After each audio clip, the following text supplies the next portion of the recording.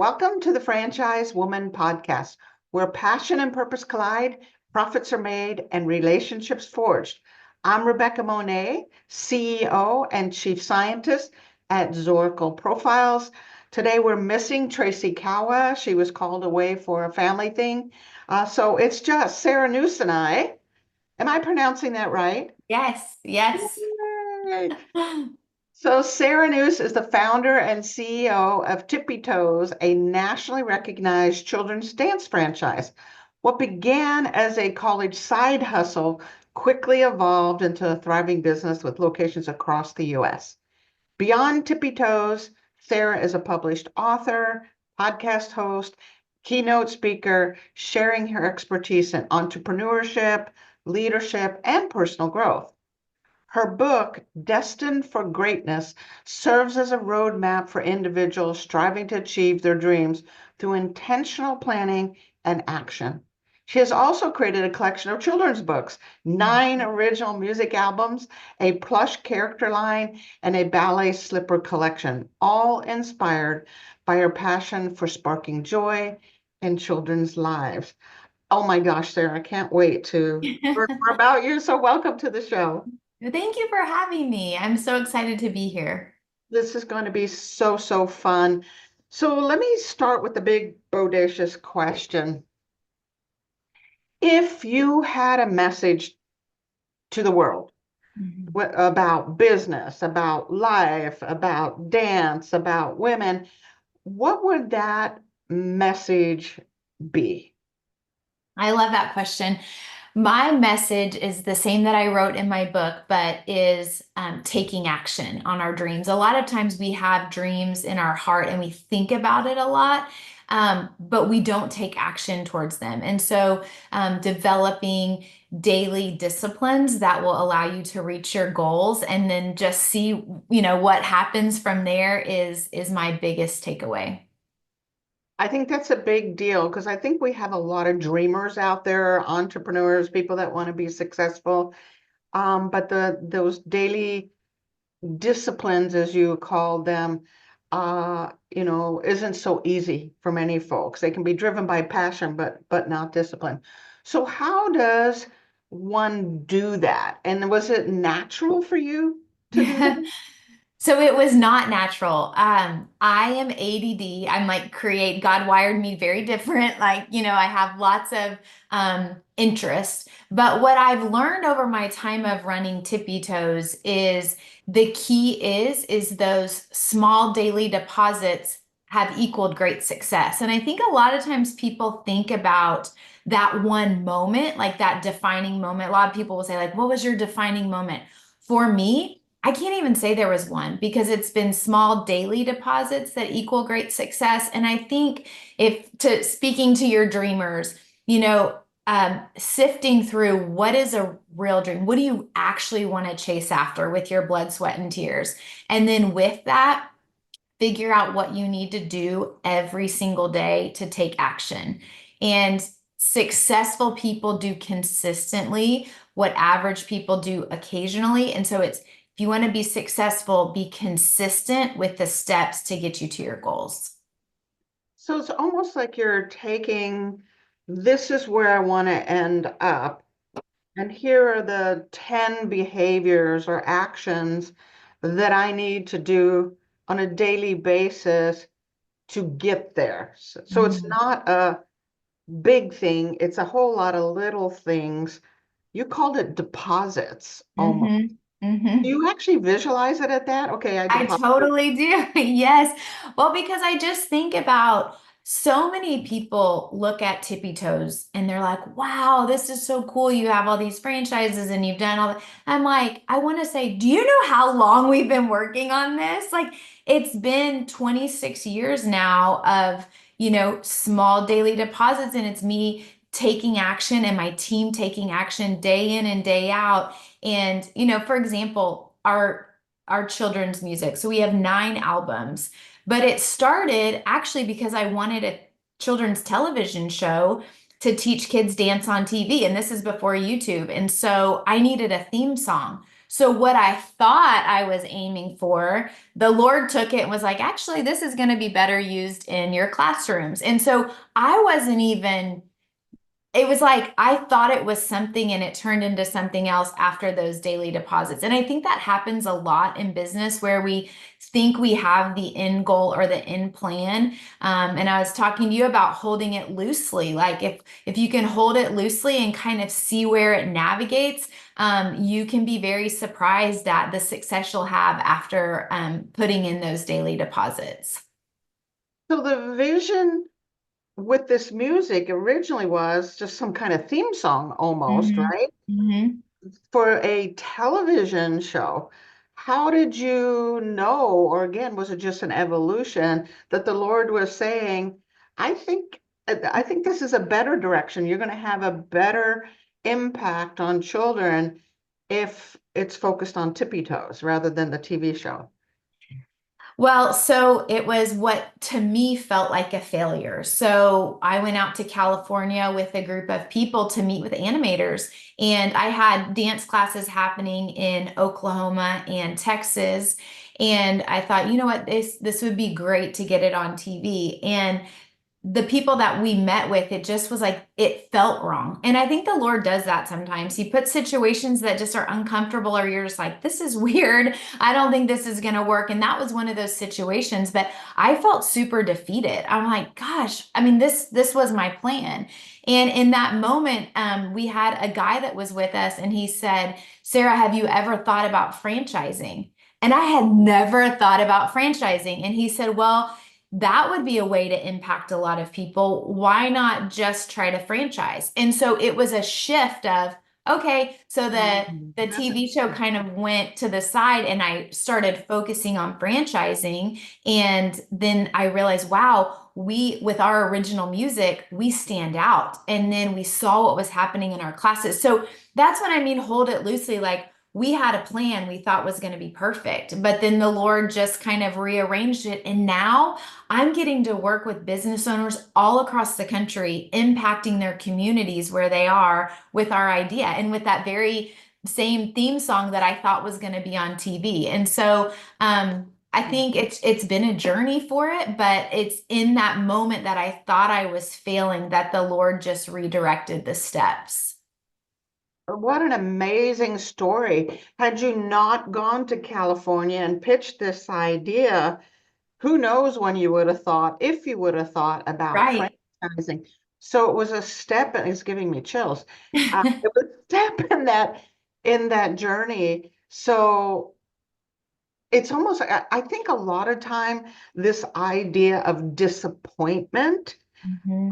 comes from our own pride, right? Mhm. I think I'm going to be able to do this. And when I'm disappointed, when I don't get that, I'm disappointed because it doesn't line up with Right. this picture I had of who I am, someone on Mhm. TV doing X and Y and Z, right? So, but immediately you went a different direction, or at least started to look into that.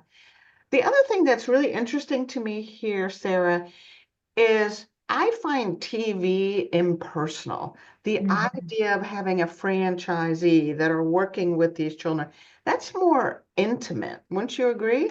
Oh my gosh. It was the best turn of events for us. I didn't know what franchising was. I mean, I was a young entrepreneur. I started Tippy Toes when I was 19. So I was young learning all of this. So at 19, TV seemed flashy. So why would I not go that direction? But now, 26 years later, and getting to work with teams of people, women, husband and wife teams, sisters, friends. I'm like, I get the opportunity to connect. And one of our core values at Tippy Toes is to connect. And I think my two strong suits are connection and creativity. And I'm like, if I can sit in that area and continue to see the impact that all these incredible business owners within Tippy Toes are making in their communities, it's just such a beautiful process to watch. So I'm very thankful for that moment. However, a lot of times when we experience what we believe is failure, we aren't thankful in that moment. We're frustrated and we're like, but this was my plan. And so I have learned, I have had so many different failures over time that I've learned like, and these failures are actually really good because they set you up for the next great move. Oh my gosh, you're reminding me of a situation I had um 12 years ago, I guess it was now, maybe 13 years ago, where there was a dramatic thing that happened in my business where I literally lost everything. It was an ultimate betrayal by a partnership I had, and lawsuits and tears. And I kept thinking, this is a failure. I've given up. And I spent 2 years crying, literally two Oh, years crying, thinking, this is not happening. This is mhm, what God has called me to do. What in the world is going on here?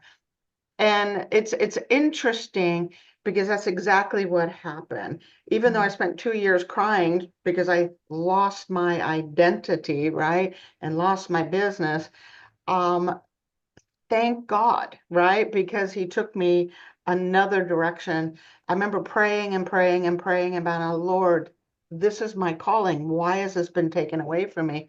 And all I mhm, heard was the scriptures, go back to the city Elijah, go back to the city Elijah. In other words, go mhm, back and do it again, but not mhm. with that Right. situation. So for you to have this mindset that it's looks like failure because our identity is sort of attached to it, our pride is attached to it, you quickly shifted. How did you mentally go from shoot, I failed to I'm hearing another door opening? How Yeah. did you do that? It took me 2 years, but I'm all how did you know? Yeah. I would say I had had lessons throughout my childhood that prepared me for a moment. I didn't realize it. School was really hard for me. And so just even wrapping my brain around being a business owner, I couldn't get into the business school at my college. And yet I was trying to run a business. So I kind of played the role of like, who am I to do this? I was a tennis player in high school, and they take 6 people on the team. Well, my sophomore year, I was number 7. So I got, I got cut from the team, and all my best friends played. Well, the next year I came back and was a state champion. And I pull on that a lot because I thought that was such a failure in that moment. And then there's been moments like this in my life that I'm like, a great setback is really just a setup for what's to come in the future. And so, as hard as failures can be, I was in Guatemala and I was talking to a guy in this village, and they had just built this beautiful hospital. And they had a ceremony where they dedicated the hospital. The very next day, a hurricane hit it and demolished it. I mean, Oh millions of dollars. goodness. And so we were walking around all the rubble, and he said, well, Sarah, we could stand here and cry, or we can cry while building the next hospital. Like we can keep moving forward. And it goes back to the first question you asked. It's taking action. All of our action is not going to be perfect, but the worst thing we could do is just sit. And if we just sit, then we don't go anywhere. And so making a step forward, even if it's a little bit of a misstep to get you to the next step, I think is important. And I've seen that with our franchise owners time and time again that, they'll take a step forward, and we're here. The great thing about a franchise is we're here to guide, and now we have 88 locations across the country. So we're like, okay, let us help you with this. And that's what franchising does, is it's guardrails for people wanting to jump in to franchising. But even with that, people will make mistakes, and it's like, just keep going. And that's my big message to our franchise owners is keep taking action. And goal setting with Tippy Toes is huge. I mean, it's something that we work on weekly, with, okay, what are you saying you're going to do? And then show me how you're going to do it. And then let's talk about it again, because that's really how we reach our goals. It's a mindset that you have and you've worked on where, okay, that didn't work, great, what will kind of thing. There are individuals that don't have that same level of bounce back, right? That Mhm. same level of tenacity. How does one work on building that mindset of just getting up every day and doing those 10 things that in time those deposits will turn into something beautiful? How do we work on that? I know for you, faith, as for me, as well as for me, is a big part of that, that you get up every day knowing you're serving a bigger purpose here, right? That the Mhm. Lord has his hand on your life. How do people nurture this mindset that says, okay, looks like failure, however, Mhm. and Mhm. we keep going? What do we need to Yeah. do to get better at that? So something that I feel like is so practical that I think anybody can do, and I have it right here. This literally walks around with me, but this is my January, but it's a tracking. I track almost everything that I do. And, you know, I Wow. I definitely think successful people are incredible, but they're also kind of boring. Like they stick with the same schedules. And so let's say one of your listeners has a goal that they want to reach. I've had a lot of owners that say, I want to impact 500 kids. And I'm like, okay, so if you want 500 students in your dance program, how many times are you out selling a week? And then they're like, I don't really like to sell because this, but my social media is really good or something. And so what we implement is this tracking system that I want you to mark down, like circle or highlight every single day that you do something that gets you to your goal. Whether you feel like it or not, you're tracking it. And so I do this with working out. I do this with eating healthy. It's a learned habit that I do, but then I can look back and say, why did I not reach that goal? Oh, well, I only did it 7 days of the month, but here's the trick. I thought about it every day. Like if Yeah, yeah. we think about it, like I want more students in Tippy Toes. I want more students in Tippy Toes, but I'm not doing anything about it. But once I start tracking, I want more students in Tippy Toes, so I'll go sell. I'm going to track that day. And so I think that's a simple way that people, it's just okay, there's 30 days in this month, let's highlight what we do, and those small daily deposits will get us there. And I think it's something that you have to get rid of the excuse that you don't feel like it. You're not going to feel like it every day, but it's kind of promising yourself. And also, I think sometimes people have these grand big goals and they forget about the small victories. Like, what are the miniature victories that we can celebrate? Like, just track for a week.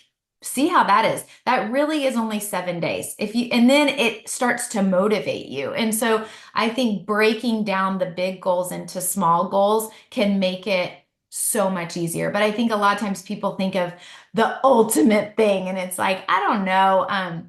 Just recently with the Super Bowl, AJ Brown, he said, it's not what I thought it was going to be. He said, I'm happy we won the Super Bowl, but what I learned is I love the process to get there. And I thought about that. The process is almost as important as the destination. And I don't believe we ever reach, if I ever reach the destination, I probably should sell Tippy Toes because I need to be done with it. Like we should always be journeying for more. So I think starting small and celebrating the small victories along the way. And tracking it. This Mhm. idea of visually seeing it. Okay, here's the things I'm supposed to be doing to get to this ultimate goal that I have. And I did 3 of the 10 and Mhm. 5 of the 10 this day and 10 and then looking at this is my result. And I look back, there's a visual of it. Mhm. So you're Mhm. thinking about it every single day, which is creating Mhm. some wiring, right? Right. But in time, it becomes a habit to do each of those things that is required. Oh, I'm going to listen to this show again because I'm not as good at that process that you just described of that consistency, right? So let me ask you a question. When you look at the future, Mhm. Tell me about that for yourself and for Tippy Toes. What do you see for yourself in the future? I really hope I continue to grow as a leader. There is so much I don't know and that I'm not great at that I really would like to try to perfect. But I know that comes with the team that's around me and the franchise owners that are coming into Tippy Toes. We grow every single time we get a new franchise owner. And this is kind of our gatekeeper. We have a narrow gate. You know, we're not a company that just wants to sell a ton of franchises. We have grown, but it's again 26 years. So it's like, but we like to have people that come in that are going to add value to everybody. We know that God wired everybody in a unique way, and we're all going to be different. But anybody that comes into our company, how do you make us better? How can we learn from you? We have a Tippy Toes podcast, and I was interviewing one of our top franchise owners, and I said, what do you most love about the company? And she said, I love the new people coming in because I can learn so much from them. And I think that's the heart of our company is even the person who it seems as if has everything figured out, she's trying to learn more. And so my hope for the future is that I continue to grow as a leader and that we bring in excellent people that believe in our mission, our vision, and our core values and want to impact their communities in a significant way. Beautiful. Talking about core values, can you share with us what those core values are for Tippy Toes? Yes, I love them. So the first is to serve. So we want to serve our franchise owners, but then we serve daycares, preschools, families. You know, we bring dance to them. So we don't have our own studio. So we go to where the kids are, which is a way to serve. And then on a broader scale, we have built homes for the less fortunate. And so we've done that in Guatemala and Honduras, where kids who would never get the opportunity to dance, we get to go to the orphanage and teach them the dance and then bring a home, donate a home to a family. And so serving is really big for us. And then connecting families, connecting kids and teachers, the connection piece is huge. And that's why through our process of, really learning about people who are interested in franchising, our whole team gets on calls. We all want to know, how is this person wired? How can we best serve them? Because when people become part of our company, our goal is to serve them to the best of our ability. And then diligence. Faith is a big deal to me. So we serve a God of excellence. And so with all that we do, I want it to be excellent. I don't want to do everything. I want to do a few things really well. And that's something that we talk about a lot. We want our processes to be excellent, all the modules that we have. And then lastly, and probably my favorite is joy.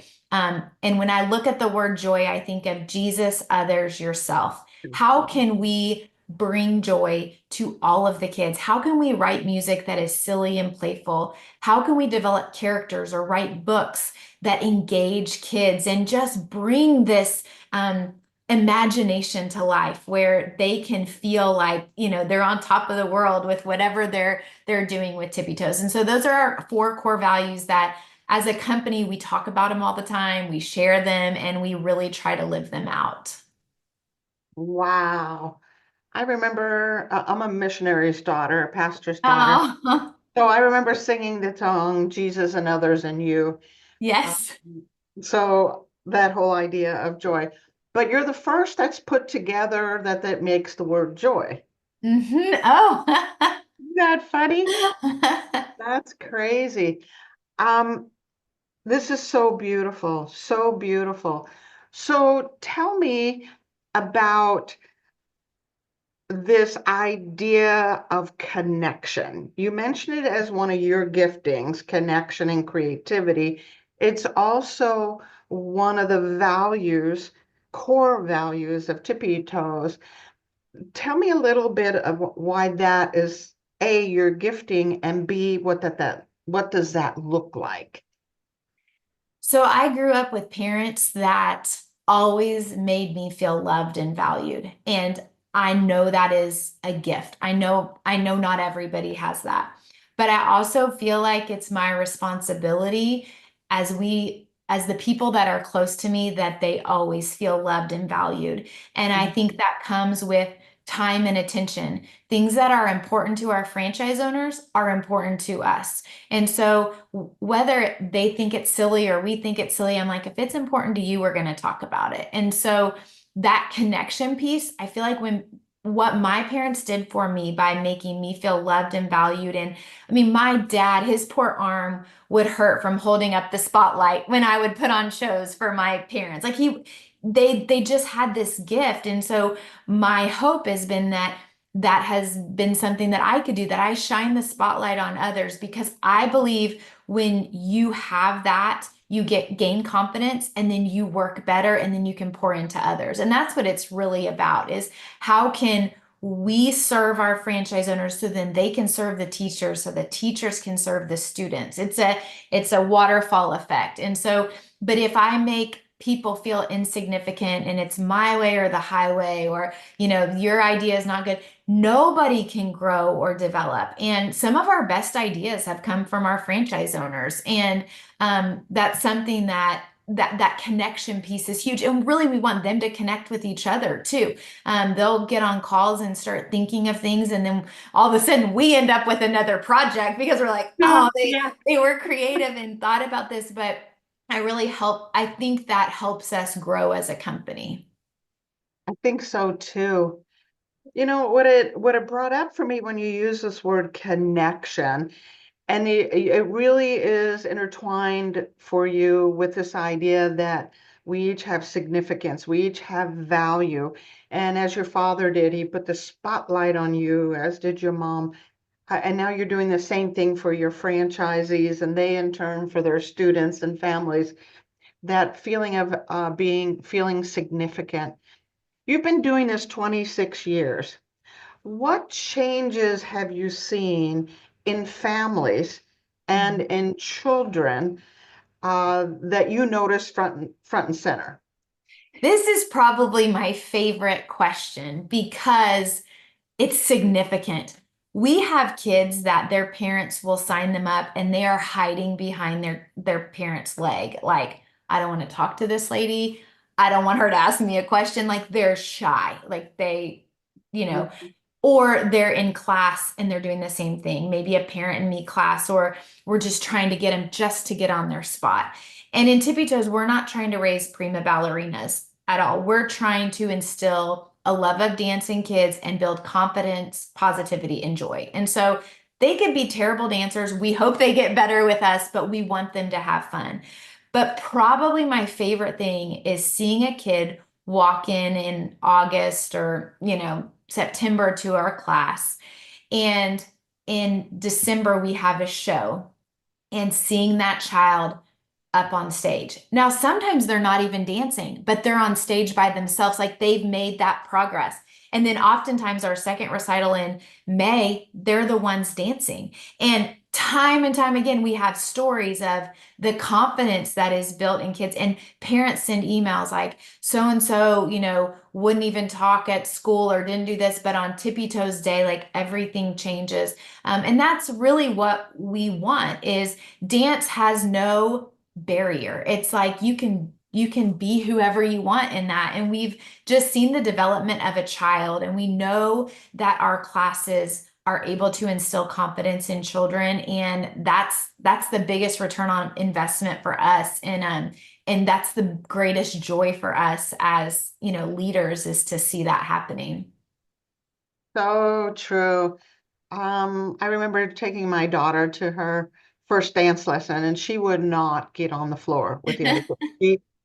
She was 4 and very shy, and every week go with her again, and slowly being pulled in.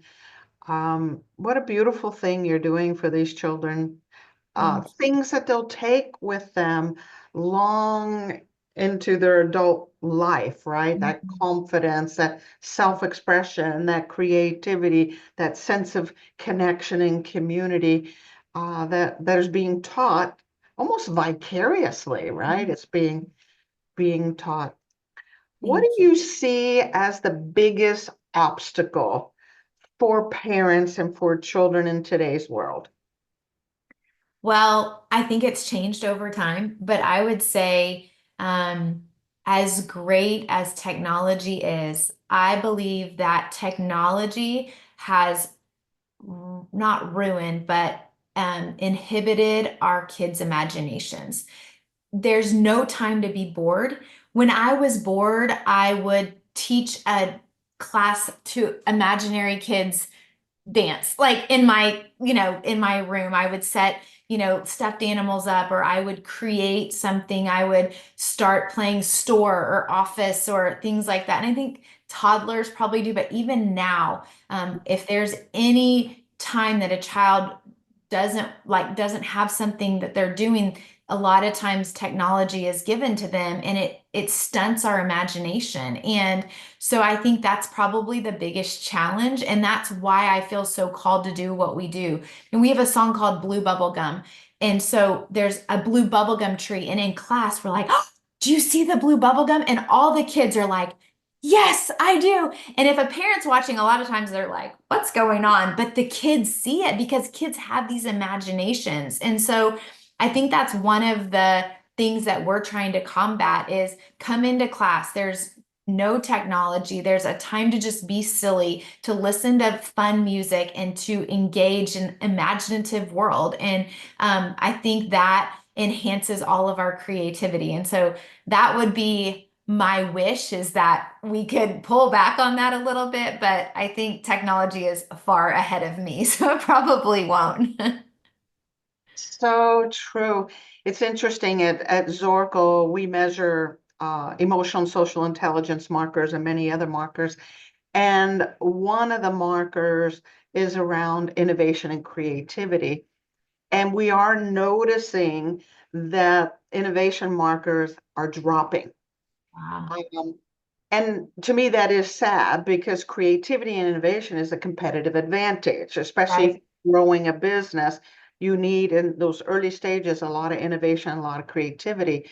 So if our societal creativity is dropping, so is our competitive advantage. And so is, we're not going to be creating the things that the Right. world needs for the future. So I never thought of dance as being a means to stimulate that creativity, but it certainly is from everything you're telling me. That's exactly what it is. It's creating connections, it's creating creativity, it's allowing expression of both of those kinds of things. There's much to be applauded here, girl. Much to be Thank you. Oh, you're so sweet. Well, I appreciate you listening to our story and kind of what we're up to at Tippy Toes. It's so exciting. For my very last question, and I should know the answer to that because my granddaughter is a dance instructor for the last 10 years. Why are they standing on their tippy toes? When did that start? When did the dance decide it was cool to be on our tippy toes? I don't know. Oh my gosh. Well, I know. I'll tell you what, that is not what we're doing. We are doing all sorts of other things. So is your daughter's a dance instructor, you said? My granddaughter's been a dance instructor the last 10 years. That's awesome. She first began by teaching dance to my daughter's preschool. My daughter had three preschools, so she would come and teach, and then that grew into her own studio and Oh, company awesome. and things of that nature. So I love what you're doing, and I see it in the children. Oh, But I've always wondered, they, why is ballet on your right.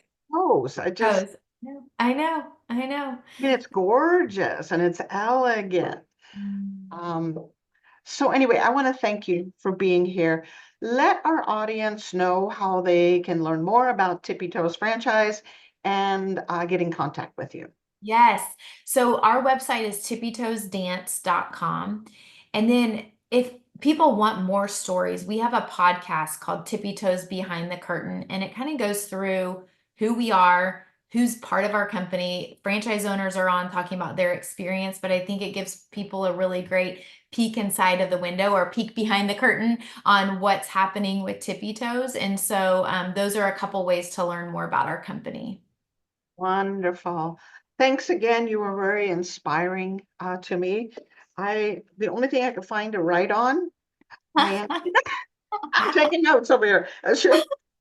I love it. I love it. That is so good. Well, I'm so happy and delighted that you invited me and just love what you're doing because I think it's so impactful when people can listen to just a conversation. So I appreciate you. Same here.